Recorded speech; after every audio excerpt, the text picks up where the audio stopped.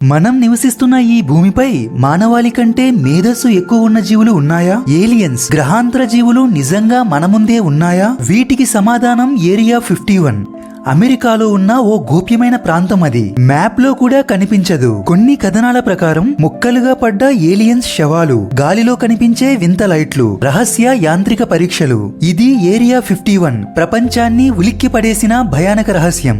Area 51 అనేది అమెరికాలోని Nevada రాష్ట్రంలో ఉన్న యుఎస్ ఎయిర్ ఫోర్స్ కి చెందిన అత్యంత గోప్యమైన ప్రదేశం. ఇది గ్రమ్ లేక డెజర్ట్ అనే ఎడారిలో ఉంది. దీని చుట్టూ వేల చదరపు కిలోమీటర్ల పాటు సైనిక గస్తీలు, కెమెరాలు, మైన్స్, హెచ్చరిక బోర్డులు ఉన్నాయి. అక్కడి సాధారణ పౌరులకు ప్రవేశం లేదు. డ్రోన్లు పంపినా వెంటనే వాటిని త్రోసేస్తారు. ముందు చెప్పినట్లుగానే ఈ ప్రాంతం మ్యాప్ లో కనిపించదు. గూగుల్ మ్యాప్స్ లో కొన్నేళ్ల పాటు బ్లాక్ చేసిన భాగంగా ఉంది. కొన్ని కథనాల ప్రకారం 1947లో న్యూ మెక్సికో రాష్ట్రంలోని రాస్వెల్ పట్టణం, అక్కడ ఓ వింత వాహనం కూలిపోయింది. మొదట అధికారులు దాన్ని యుఎఫ్ఓ కూలింది అని ప్రకటన ఇచ్చారు. కానీ కొన్ని గంటల్లోనే కూలింది యుఎఫ్ఓ కాదు అని, ఒక హాట్ ఎయిర్ బెలూన్ అని ప్రకటన ఇచ్చారు. కానీ స్థానికులు దీనిపై ఏం చెప్పారు? వింతగా మెరిసే లైట్లు, పెద్ద కళ్ళతో చిన్న శరీరంతో ఉన్న గ్రహాంతర జీవుల మృతదేహాలను సైనికులు రాత్రివేళ తీసుకువెళ్లినట్లు చెప్పారు. వీటినే తర్వాత ఏరియా 51 కు తీసుకెళ్లారని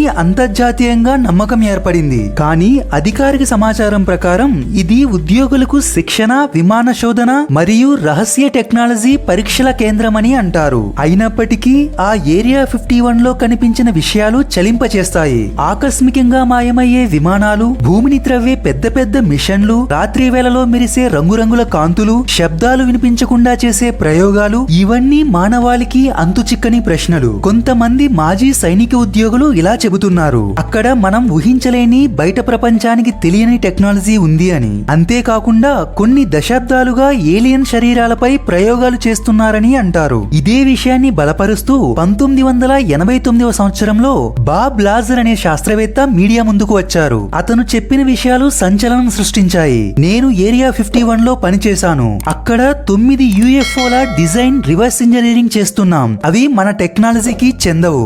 ఏరియా 51లో ఎలిమెంట్ 115 అనే అజ్ఞాత పదార్థాన్ని ఉపయోగిస్తున్నాం. ఇతని మాటలతో ప్రపంచం ఉలిక్కి పడింది. బాబ్ లాజర్ మీద దాడులు జరిగాయి. అతను విద్యార్హతలు తుడిచివేయబడ్డాయి. ఇవన్నీ అతను నిజం చెప్పాడనే అనుమానాన్ని మరింత బలపరిచాయి. అయితే వీటన్నిటినీ గమనించిన మనకు ఒక విషయం అర్థం కాదు.